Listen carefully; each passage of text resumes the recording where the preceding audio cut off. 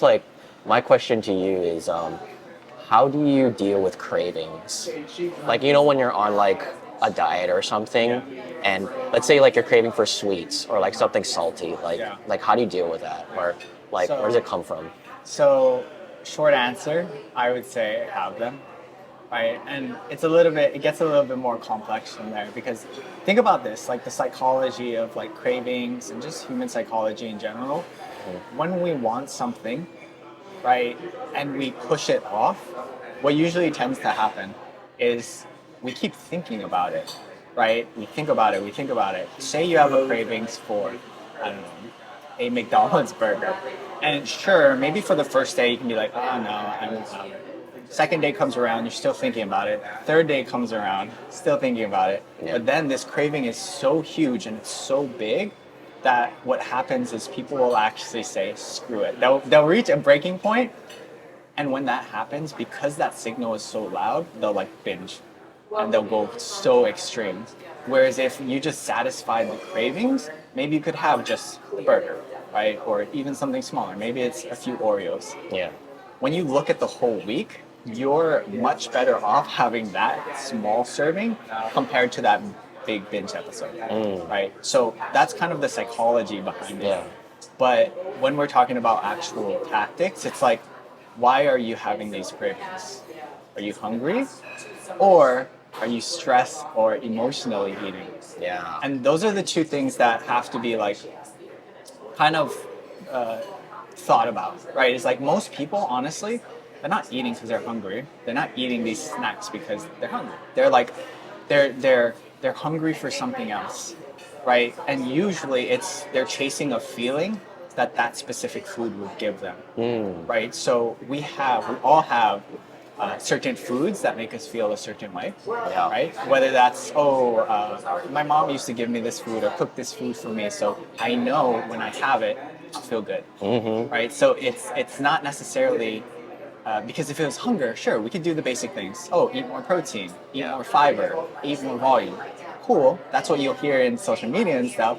But it's like addressing the emotional eating and the stress eating, right? Like, why are you craving this thing, right? And that's why I always say, hey, maybe it's not just eat your protein and eat your vegetables, but it's more so like why, like dealing with the feelings and dealing with the emotions, which a lot of people don't do, right? They kind of just suppress and suppress and suppress. I have a really good friend who uses this example.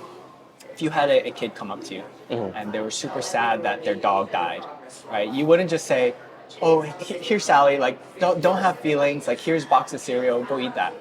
You wouldn't do that. No, you'd be like, oh, come here. You would give them space so that they could express their emotions, right? Yeah. But we as adults, we don't do that. And we kind of just bottle everything in and then we just burst. So something like journaling and stuff it is super powerful. So one, understanding the psychology of cravings and things like that.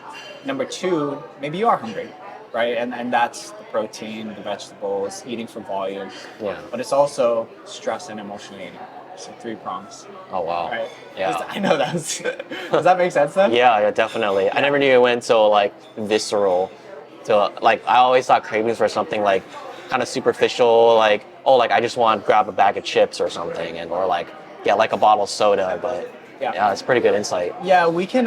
It's also like your body's actually craving for certain nutrients, right? So if it is a salt craving, maybe you are deficient in sodium or potassium or these other things, right? So like, yeah, there is a sense of that. But when we're talking about generally people being overweight, again, most times what I've seen with clients and just talking to people in general, it's all the other stuff. It's the emotional eating. It's the stress eating, right? That's how or why people typically overeat. So, yeah. I see. What have you seen from like people who finish bodybuilding competitions and they start like binge eating? Like have you heard like anyone or experienced that before? Like it's actually the worst. Like bodybuilders are the worst with that. Yeah. Because like they're taking things to such an extreme is that most of them, like if you talk to people in the industry, a lot of these like fitness influencers and like bodybuilders, they have some of the worst relationships with themselves and with food, right? And they do go through these periods of like absolute binge sessions at the end of their cut or the end of their body competition. Yeah, because they're so deprived. They're so deprived, and their body is like screaming for it, Mm. right? Because they are such like, it's not healthy to be that lean, right? When you're stepping up on stage, like Yeah. it's not healthy. But then again, I don't think anyone is ever saying that bodybuilding is healthy. You know what I mean? Yeah. So it's just like anything. To be great at your sport, what you do, you have to, have a level of being extreme. Mm. But it comes with trade-offs, right? Yeah. And I think that that's what people don't understand. Like just general population is like they see bodybuilders and oh, that's what health looks like. Like that's what health, being healthy looks like. Yeah. Um, So are there things that people can adopt from bodybuilders, like their lifestyle or their like habits or yeah, anything? one of the best things that people can take away from bodybuilders is routine. Routine and keeping things as simple as possible. Yeah. Like those two things are some of the most powerful things that like general population people can do, right? It's like keeping things simple. Like if you look at a bodybuilder, they're not making all these crazy fancy recipes. Mhm. They're keeping these simple: chicken, beef, turkey, rice, potatoes, Yep. broccoli, asparagus, right? And that's not to say that you have to eat these boring, bland foods. But it's really just having a set rotation. Maybe you have 3 or 4 protein sources you rotate through, right? Sure. There's your variety. And really make it taste good. A lot of people think they need to like eat boring, like food that tastes horrible. Yeah. But like season your food well. Salt, pepper, garlic, like onions, like like chef it up. Yeah. And that's when you're trying to make a change, keeping things simple and building a routine around them is the best way for you to actually like stick with it. Because if you're trying to make these Pinterest recipes and like complicated things and jars of salad, like Yeah. it's overwhelming. Especially because especially if you don't have those habits set, it's a lot. You know what Yeah, I mean? for sure. Yeah. What would you say to someone who's like just starting out? Like, is it like is it a permanent thing or is it like a cycle? Or like how would you explain that process or the time period of it? For like a specific goal or Like, let's say they want to like cut fat or lose fat or something or build muscle. Yeah. Like, do they always have to like stay clean and adopt some of like the bodybuilding habits? yeah. So I take a more realistic and moderate approach. Yeah. Just because at the end of the day, sustainability of your results is what matters to me, right? Because it doesn't matter if you can lose 20, 30, 40 pounds if you just gain it all back the next 2 to 3 months. It's Yeah. pointless. You just wasted all that effort and all that time. So taking a slower approach to be able to keep the results is always like gold standard for me, right? And with that, your rate of progress is going to be different for everyone. And I think that's what a lot of people don't think about, Yeah. is because you have different responsibilities than me. Like Sally, who's a single mom who takes care of their kids, has a different schedule, different responsibilities. So that means that she might have slower progress, but that doesn't necessarily mean it's bad. So when I talk about like getting progress or getting results as quickly as possible, it's always as quick as possible for you. And that could be, I don't know, half a pound of loss a week compared to 22-year-old influencer who doesn't have any responsibilities, who goes to the gym for 2 hours. Yeah. You know what I mean? Their progress is going to be quicker. They just don't have so much going on. It's different for each different person. Yeah, and people don't think about that, right? Like they just see 12-week transformation, 8-week transformation, and they think like, because I used to think like that all the time. Like when I first started trying to lose weight, Yeah. I would look up to all of these like bodybuilders and influencers, and I couldn't actually keep the results that I got. Yeah. Right? And I always thought like something's wrong with me. Like I'm not meant for this, or I can't do this, or I don't know what's wrong with me. I spent a lot of time like super discouraged and like feeling like it was just not in the cards for me until I realized that there's just a lot that we don't see, right? A lot of people now are pretty aware of like anabolic steroids Yeah. and all of these other habits. Like crazy genetics or something. Yeah, and so that's kind of why I always think that taking a more sustainable approach and finding what works for you is always the best thing. Nice. Yeah. For sure. Nice, man. Yeah. Is there anything that you're kind of doing, like on your own? I'm right now trying to set those habits in stone because it is hard for me to like deal with cravings, and I like being able to adopt some of like the healthier lifestyles from like bodybuilders. Yeah. Like I don't want to go way too extreme, Yeah. but I do get that to achieve those kind of results, you have to do something that's outside of the normal.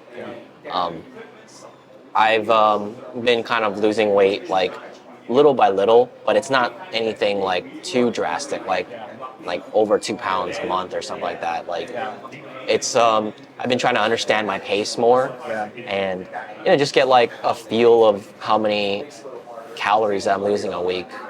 I think like counting calories for me used to be like kind of regular thing for me, but then over time like I just got used to like what I'm eating, that it becomes like very routine and very normal, like what you said. Like routine is super important when it comes to like tracking and staying lean, Yeah. getting to that goal. I think it'd be beneficial for you to get back to tracking, Yeah. at least for a little while, because you know the thing about not tracking, which you can lose, right? Like a lot of my clients don't track their calories and the macros, right?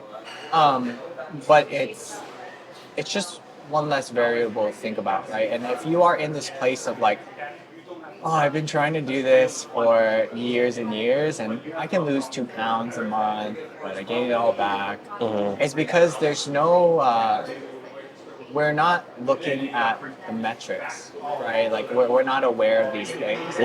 Yeah. And again, it could just make this process so much like less stressful for you when you have your nutrition dialed in, because like, okay, I'm not losing at the rate I want to. Yeah. This is how many calories I'm eating. Let's drop it a little. Or what you might find from this, right? Even if you tracked for a week, Yeah. what you actually might find is some days you're eating in a deficit, and maybe it's an extreme deficit, like too much. Yeah. And that's actually making you overeat on certain days. Oh. So when we take a look at the whole week, you're not in a deficit. Yeah. And and you brought up cravings earlier, and like if you're not eating enough, which that's what most people do, they essentially starve themselves, right? Like when they start to eat healthy, it's like, oh, I'll pick the salad and some chicken breast instead. And when we take a look at their day, maybe they're having like 900 calories, which is so low. Yeah, that's extreme. And again, it like you overeat, you overcompensate on these other days. Especially if you don't have all the other things dialed in. Your sleep impacts your cravings and your hunger levels, right? So if you're not sleeping, you'll have less willpower, you'll have more cravings, you'll have more hunger, which makes weight loss so much harder. Yeah, and stress and emotion. Stress, yeah. Yeah. So I think for you, taking a week, like just a week, say, hey, I'm gonna track my food just to get a sense of what's actually happening. Right.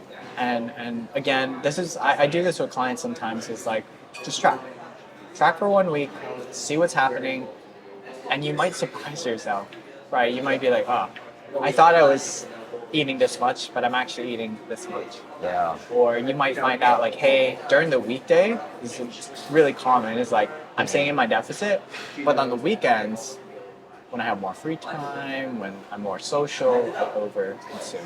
Yeah. Right? But at least you know. So it takes like the guesswork out of it, and it's not so frustrating. Yeah. You know what I mean? Yeah, that really helps if like, let's say for example, I'm surprised that like my weight hasn't decreased or my weight fluctuates or something. Now you have something that you're able to measure and give you like analytics. Exactly. Yeah, something to just reflect off. It's just like analytics, right? It's feedback, it's data, it's metrics so that you know how to adjust. But even if you didn't want to track your calories and macros, like the name of the game is to take out as many variables as possible. Yeah. You know, so like um, uh, even if it's meal frequency, like are you eating 3 meals a day? Yeah. Every single day. It doesn't have to be 3, it could be 2 meals, but get consistent with that. Yeah. And then once you get your meals consistent, okay, let's look at portion sizes, right? And then can you be consistent, like a hand size of protein, a cup hand of carbs? Once you can dial that, it won't be as dialed in as tracking your calories and macros and weighing your food out. Yeah. It's a ballpark, right? Because think about it like this: if you're having 3 meals one day, 2 meals the other, 4 and 2 snacks one day, like it's all over the place. You can't really adjust. Yeah. But if it's 3 meals a day, okay, maybe I need to have 2 meals if I'm not losing weight, Right. or if you're eating 3 meals and a snack, okay, I'll take away that snack. Yeah. And it's still consistent. It's still less variables that are all over the place. You know what I mean? So if you don't want to track your calories and your macros, Yeah. look at your meal, like your meals. Look at your portion sizes, and then maybe you do the macros and stuff, right? That makes sense. Yeah. So it's really about figuring what works for you. At the end of the day, some people don't like tracking their calories and their macros. Yeah. You know what I mean? Nice. Yeah. Oh yeah. Yeah, it's super helpful being able to tailor a diet or a nutrition plan that works for you. Yeah. Do you have that? Yeah. I'm pretty sure I have like a pretty good consistent meal plan. And yeah, I was about to like meal prep yesterday, but I was so busy. So yeah, today I'm gonna nail it down. Yeah. Yeah, So- making healthier choices.